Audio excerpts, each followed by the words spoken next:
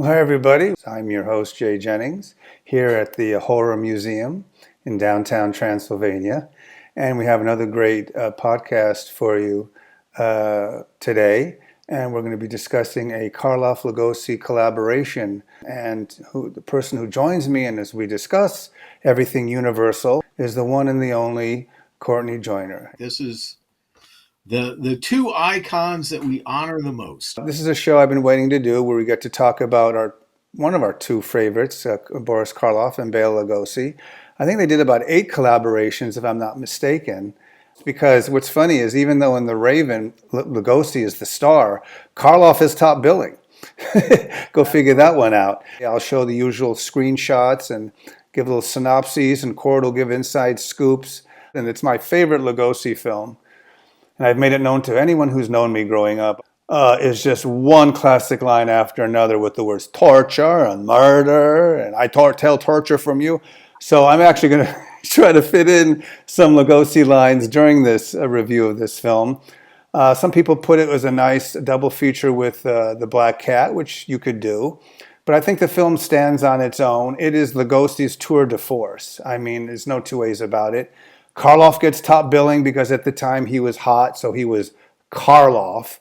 But it's a Lugosi film through and through, a complete different take than Lugosi co-starring or being featured in both Black Friday and The Invisible Ray. I'm just finding my notes if they pop up. Raven is 1935 American horror film directed by Lou Landers, but he's billed as Louis Friedlander. Also starred Karloff, loosely based on Edgar Allan Poe's 1845 poem of the same name. Everybody knows Lugosi plays a Poe-obsessed mad surgeon with a torture chamber in his basement, and Karloff as the fugitive murderer on the run from police. And I'll talk more about it as we show some promotional photos from this.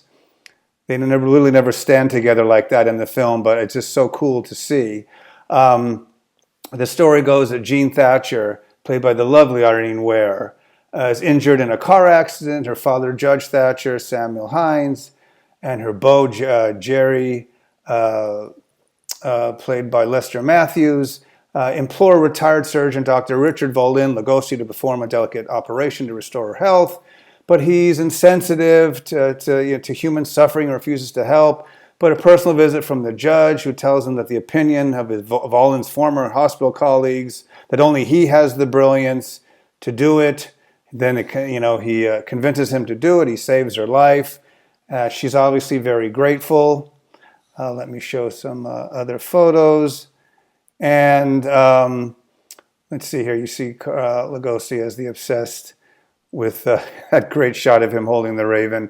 Anyway, so after she does I guess she's very thankful for him saving her. She puts on, I guess, a ballet where she dances, I guess to pay him respect. And as they're sitting in the balcony, her dad sees how infatuated Lugosi is with her, and he doesn't like it. So he goes and tells him, listen, you don't want to jeopardize the admiration she has for her, so why don't you just discontinue seeing her? And let's see. Let me see if I can find a picture of both Samuel Hines and Lugosi. Hold on a second, folks. But anyway, it's a great film. And let me see. Here's the photo where he goes to see him. And he says, thank you for saving my daughter, the daughter's life. But he says, I don't want you to see her again. He's like, you dribbling fool, stop talking. Not see her again? Listen, Thatcher, I'm a man who renders humanity a great service. For that, my brain must be clear, my nerves steady, and my hand sure. Jean torments me. She comes into my life. She comes into my brain. Judge Thatcher, there are no two ways. Send her to me. I warn you. Anyway, had to get that out. Court, love that scene to pieces. And there's just many other classic set pieces. But anyway, there's a side plot where Karloff, who is Edmund Bateman, who's a murderer, And I guess there's always a side plot. He comes in about 20 minutes later, and he needs a plastic surgeon to change his face so that the police won't find him. But of course, um, he's not a plastic. I'm not a plastic surgeon, but I can rearrange your nerves. So, but I want you to do something for me. And so Karloff initially doesn't want to do anything for him, but he says, "Okay, I'll fix your face anyway," because they have a nice little conversation about what being ugly and stuff like that. So instead, he does ruin his. He says, there is a way, but first you must do something for me. Like what? Torture and murder? And he said, I told him to keep his mouth shut. I took out the gag from his mouth and he started yelling for the police. I had the acetylene torch in my hand. So you put the burning torch into his face, into his eyes. And then, of course, Court, you want to do the next thing that he says? Well, sometimes if a man's ugly, he does ugly things. You're saying something profound. Right. So anyway, we have to get in these lines because they're just too great to perform. Anyway, so he messes up with his nerves. He does it the wrong way, makes his right side of his face frozen. He looks terrible. And so he wants to use this disfigured Karloff now to do his bidding because he wants to invite, Judge Thatcher and the girl he can't have over for I guess a weekend of showing off his torture devices. And let's show, I'd be remiss if I didn't show her. Let's show Irene Ware. Gorgeous actress, Court. Kind of a little bit like Francis Drake a little bit. So yeah, but she doesn't have the heat. No heat, but nice gams. But Yep. anyway. And she was also in Shandu the Magician. With, right, Chandu, the magician. And so, and then another great line after he does the surgery on her. Another great line is Lugosi is playing Toccata de Fugue in D minor, and they have that great conversation where she's looking into the fire, basically mesmerized. She goes, "You're not only a great surgeon, but a great musician too. Extraordinary man. You're almost not a man, almost a god." Yeah, a god with the taint of human emotions. And then he goes over to her and says, "The scar's almost gone." And she goes, "I'm so glad. When I touch it, does it still hurt?" I mean, it's just great, zingers one after another. She gives it to him right in the heart with, "You've been so nice to me. Now I can get married that much sooner." You owe me nothing. He tells her, "You owe me nothing." This is where he starts to turn a little bit on her, even though he's still kind of obsessed with her. But anyway, back to Bateman, Boris Karloff. He really quite the makeup job here. What did you think when you first saw this movie, Court? Oh, I love The Raven. And actually, when I was like in ninth grade, I tried to recreate that makeup Oh, for Halloween, including the frozen eye painted onto the tissue paper. I've always liked this makeup very much. It does, because it's not a glass eye, so it does jump around a little bit in its position and what have you. But I find it very organic, and it is later when Lugosi's guests asked what happened to Boris Karloff, and he said that he had been tortured by bandits, and so they left his face disfigured. Somehow that just seems everyone accepts it, and you can see why. This explanation is totally organic, and it works because the way that Jack Pierce does this disfigurement, it's actually kind of similar to the way he approached the burn makeup for Claude Rains in Phantom of the Opera. I mean, it feels realistic. This is not a, if you will, monster makeup. This is an injury makeup, and that's why I think it's so effective. right. And we can see here, will you fix my face, Doc? Of course, Bateman. As soon as you do what I tell you to do. We're going to do one of my impressions of the beginning of the movie. I know we're jumping around, but it doesn't matter All because right. by the way. Yeah, we have. But it's okay because The Raven is that kind of movie. It's a fun movie, so you're allowed. It's not like we're doing Citizen Kane. But here he goes. Suddenly there came a tapping of someone gently rapping, rapping at my chamber door. Open then I plumbed the shutter, when with many a flirt and flutter, in there stepped the stately raven. The raven is my talisman. Curious talisman, the bird of the ill omen, symbol of death. Death is my talisman, Mr. Chapman, the one indestructible force, the one certain thing in an uncertain universe. Death. Okay, I had to get that out of the way, Court. But also he says, uh, uh, imagine building all those devices. A very curious hobby. Court, what does he say? It is more than a hobby. Good night, Mr. Chapman. So it's just a great fun movie where we are getting all over the place. Anyway, it ends up that as the movie progresses, Dr. Volin is getting more madder and crazier, and they even say to him how mad he must be. Wait a minute. Let me find my notes. Okay. He wants to torture Judge Thatcher, of course, with the pit and the pendulum, and he wants, to use all his other torture devices. He's got the stretcher, and he's got the shackles and all that. I think I have some of the. Let's look at some of the torture devices, Court, and we could make comments about them. There's the shackles. I'd like to spend an evening in that. And the thing is, these are not used. These are strictly atmosphere pieces, and of course, I always wondered, since Edgar Allan Poe is supposed to be the inspiration for all this. Obviously, the Pit and the Pendulum, where Samuel S. Hines is held down.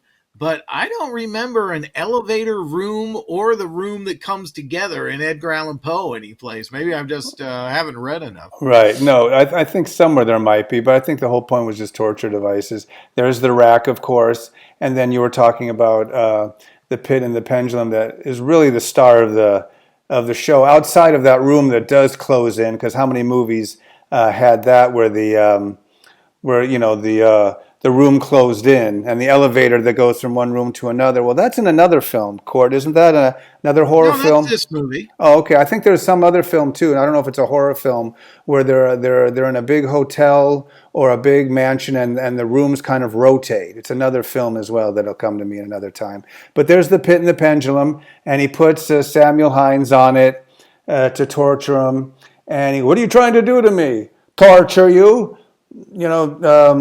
Try to be sane, Volin. I am the sanest man who ever lived, but I will not be tortured. And what's the famous line, Court? I tear torture out of myself by torturing you. Right? Oh, man. But anyway, so as I said, great torture devices in this film. And anyway, near the end, he throws a party. There's this, this ex-army guy and his wife who I guess he knocks out in their milk. He puts a sleeping pill to keep them out of the way. So Volin actually didn't want to kill them. He just knocked them out so they wouldn't be in the way of him torturing Jean and her fiance and Judge Thatcher. And then there's we haven't even mentioned the great Ian Wolfe. Court is in this You film. bet. I mean, There's a lot to mention here. I'm just like, I feel like I'm in the room that's closing in because right. We got to get to it. Yes. Oh! But no, Ian Wolfe's got some great lines in this film. His wife is kind of a dumb Gracie Allen type, right? Oh, everybody, where is everybody? I didn't. Yep. She was the comic relief, obviously. Pinky. Right. That's who played the wife? What was her name? Was that let's see, what was it? Was that Madell Turner? Madell Turner? But Yeah. anyway, she's in it, and they're just there to have extra people. What about that great horse race, Court, with the horses that goes around? I wouldn't mind having that. Wonderful. And That's a nice party up until the torture. one of the things about the Raven that is really, I think, particularly interesting to me is the habit of people spending the weekends at other people's homes, that's kind of gone out of our social construct. And it used to be very, very common. And I think people look at it and go, wait a minute, what really is going on here? Why? And they didn't know that, yes, people would come up and they would go visit their friends for the weekend Right. for long periods. And that was very common for years, for decades. And that's kind of faded out of things now, which I think is a little bit of a shame. And The but weekend it's love to getaway, see. right? Yeah, but Uh, that happens a lot in a lot of these 30s and 40s melodramas and horror, yeah. where it's the simple note: "I will invite them to spend the weekend." That's it. And then everybody shows up and they're usually in their evening clothes and tuxedos and things. And, everyone's very glamorous. And, the problem, okay, I agree. Irene Ware is very lovely, but she is like colorless to me. True. And, all of that, you know, Oh, Jerry, obsession and, Jerry, help me, Jerry. Where are you? yeah, Remember when the okay. elevator Let's was talk going? about, Where are you, yeah, let's Jerry? talk about the problem with Lester Matthews. Oh man, And this is the thing, Lester Matthews was a really good actor, but he specialized in playing kind of officious government the characters. poor man's John Bowles court. He was not a hero type. And actually, I think, just kind of doing a little cursory research, I believe Lester Matthews made more movies with Errol Flynn than any other actor. He Oh, would like okay, you'd 9, know that. and including Robin Hood and the Seahawk, and a number of the pictures that Flynn did with Raoul Walsh, like Desperate Journey and Northern Pursuit. And, Right, he was a real fixture in those films. And even later on, when Flynn moved to Universal and did Against All Flags with Maureen O'Hara and Anthony Quinn, Lester Matthews is in that. He was in the Western Montana with Errol Flynn. I mean, they work together all the time, but in those appropriate roles. Lester Matthews was somebody's boss. Lester Matthews was the fellow giving orders, or he was a corrupt politician or whatever. So to see him as a hero here just doesn't. I mean, he's a good actor, but I don't know. I don't. I don't. Again, he and Irene Ware just are like, you know colorless in roles that should be, to me, more substantial. But then again, you've got Bela Lugosi so completely dominating this movie, right. just top to bottom, that it doesn't matter that these other characters are kind of ciphers. And even Karloff to a degree. And, Jay, let's not forget, here's one thing I've always found astonishing, because the Raven plays at times almost like a serial. Right. And it was more expensive by like twice of the Black Cat. And yet it looks a little cheaper than the Black Cat. It looks much cheaper. And Lou Landers, of course, later on, his reuniting with Lugosi in one of Bela Lugosi's best non-universal vehicles, because he directed Return of the Vampire. Oh, that's right. Right. And So, yeah. also, unfortunately, directed The Boogeyman Will Get You with Boris Karloff. And but he was another guy. He was another journeyman and a utility director, and at Columbia, just like our good friend Lambert Hillier, who, by the way, we should mention when we talk about The Invisible Ray, that he directed the Batman serial for Columbia. Oh, that's true. And this film also plays like an old dark house movie too, Court. It does, sure. The But different old devices. Lou, It, he was out west, like so many. He was directing the Cisco Kid, and he was doing, the Durango Kid movies, and also at Columbia, Boston Blackie and The Whistler and all. He was right. one of those guys who was just, they handed him a script and he went ahead and he executed it. Because there's lightning and there's branches being destroyed by thunder, and there's just booming thunder in the background, windows being shut. I mean, there's a lot of cliched old dark house stuff in here, but it's still That's one fun. of my It's a favorite fun shots movie. in the movie is when Lester Matthews hears Gene screaming, and he runs for a room and opens it, and the Because elevator, her room has the been door, yes, moved. hanging on the door. You know, It would have been you're, cool. They don't show it, Court. It would have been cool if they showed like maybe 300, 400, 500 feet below is like the ocean hitting the surf, or it would have been nice to show what he almost yeah, fell we only see into. it from below, and in the shot where Lugosi and Karloff see her, the room is descending into the torture chamber. It's a rear projection shot, but it's not. They should have been a little bit closer on Jean because when she finally lands, she's about 2 feet tall. Oh, okay, right. Yeah, there's a little bit of a problem there. But the movie is just such a hoot, and Lugosi is so completely committed to this part of a man who should be committed. It's just wonderful to see. This is he really, Karloff got the billing and Karloff got the money, Yeah. but this is Bela's film, He one eschew, yeah. billion percent. He eschews the scenery. I mean, they don't make films where a guy is obsessed with Poe, builds Poe's torture devices, says, "I'll tear torture from you by torturing me and torturing you and torturing him," and it's just every other word is torture and murder. And I mean, Lugosi's just laughing his head off, and he's got that grin, the Cheshire Cat grin. He's just lost his mind in like no other film that he or generally any other horror star is in. I mean, some play nuts, they're nuts, but nothing I think chews up the scenery as this. But anyway, moving down the road with what happens is he wants to torture Judge Thatcher. Meanwhile, Thatcher for 15 minutes, is waiting for the pendulum to lower, and Karloff's now having trouble getting Bateman to do what he wants because now Karloff has visited Jean over and over again, like the dim-witted Beauty and the Beast. She's getting, she's almost getting to him. Please let me go. Oh, I can't let him go. He'll fix my face. She's like, but she says something that makes no sense. He won't fix your face. I'll help you.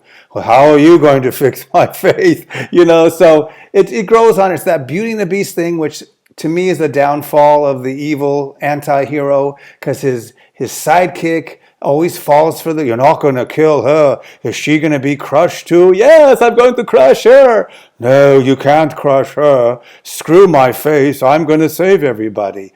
So that unfortunately has the downer, but that's what gives these films the happy ending. The castle blows up. The monster falls into the quicksand. The doctor dies.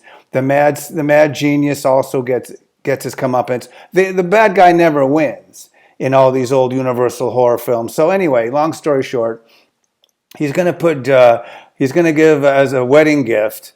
Lugosi's going to give Gene and Jerry, put them in the room with the closing in of the doors, and as it's closing, Lugosi says, "My gift to you too, a place in which you will live, a humble place, but your love will make it beautiful."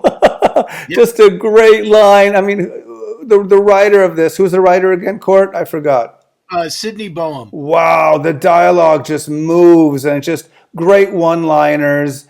And at this point, Bateman has no idea. What does that room do? You'll love this, Bateman. They both get crushed. So basically, if Dr. Volin lies and doesn't tell Bateman what's going to happen, they might have ended up being crushed. Well, what happened there? Oh, you're too late, Bateman. I crushed them. You know? Well, but here the thing is too, Jay. Don't forget there is a moment here, and I'll try and imitate it if I can. Please. After they're trapped in the room and the walls are coming together, and Lugosi turns to Bateman, and because Karloff had been helping him this whole time, he does this gesture on the side of his face, like, yes, I will, this kind of gentle thing with his fingers going Right. down the side of Karloff's face. It's really creepy. It has all kinds of other connotations. Not that they're, that Bateman and Dr. Volin are going to get married or anything, but It's a soft moment. it is, and it's also a gesture of ultimate control, and I think that's what Karloff really is rebelling against. He doesn't want Jean Thatcher to die because she's been kind to him. He doesn't care about Lester Matthews. Why would anybody? And so then, he just kind of reassesses his entire life after Lugosi touches him and touches, remember, the part of his face that Lugosi has deformed. Right. Kind of a hidden And symbolic thing, maybe. It's like, this is what yeah, I and did he to you. goes, no, and reaches for the thing, stop, and Right. shoots him. And that's it. And then, you know, Karloff still has the strength to leap on Lugosi and pound him to the floor and drag him into the room and, you know, trap him inside. Right. And he does that great kind of, moving around when he's about to die and everything, but he still gets his revenge. Right. He And grabs his it's head. wonderful. No, yeah, and then of course, I'll do the last of my Lugosi impressions. He turns around after he thinks Gene's gonna die, and goes, "What a torture! What a delicious torture, Bateman!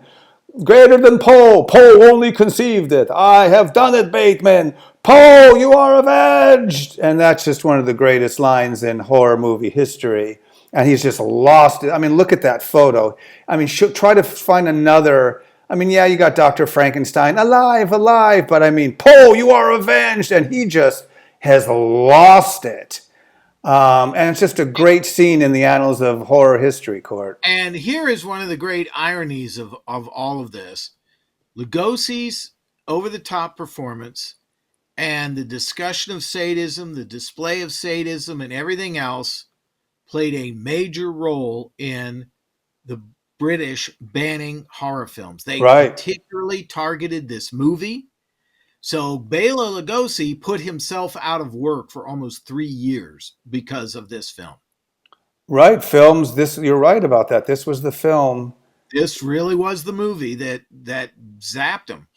And so it's kind of interesting because here they really decided to push the envelope. Even though, my God, the Black Cat, Lugosi ends up skinning Karloff alive, but there was just something about the joyousness of the sadism and the embracing of the torture and everything else that just one gory thought after another and just building and building and building, that it was just too much for the British Board of Censors, and they said no more. Right. That was the film that did it. Yep. And yeah, that production code, which I mean, took its toll on a lot of horror films. But what was interesting, Court, it was almost the trilogy of, this was the last of the trilogy of kind of the Poe films with Murders in the Rue Morgue and The Black Cat. So if you want to look at it that way. So maybe also that certificate, almost that X certificate, was the final blow to anything else that had to do with torture and murder. So, but anyway, great film, a great trio of films in the collaboration of Lugosi and Karloff. We exhausted those three films, I think, as much as we can. Any last thoughts on those three No, films, it's Court? just that when we see these guys together, just like later on, of course, Peter Cushing and Christopher Lee, the secret always to any of these movies and the way that the audience perception is the contrast between these actors, whether it was physically, whether it was the way the roles were presented or whatever, but they had that chemistry to play off each other so beautifully. And that's what made it work because you see, I mean, I love Peter Lorre and what have you, but the impact of Peter Lorre and Boris Karloff is not the same as Boris Karloff and Bela Lugosi. And that's just the way it is. All right. And Lugosi's bearing and his formality and the remarkable charisma in his communication with camera was so superb that he and Karloff, boy, you put them in the frame together and your eyes are jumping back and forth because they both possess that incredible cinematic quality, and that's why the movies work. All the movies, especially Son of Frankenstein, Oh yeah. where he's his caretaker, his Igor, and it's just the back and forth and the caring of each other. He's my friend. Oh, you know. even in the smallish role that Lugosi had later on in The Body Snatcher, the confrontation between the two of them when Boris Karloff strangles him, or burks him, I should say, is that scene is fantastic. Right. And again, it's these two guys, boy, they knew how to work in sync with each other. So, Court, thank you once again for Thank another you. thrilling show. And I want to say thank you for everybody who's watching. We are archived on both Facebook and YouTube. So if you want to catch any of our older episodes, feel free to search. See you next time, Court. See ya.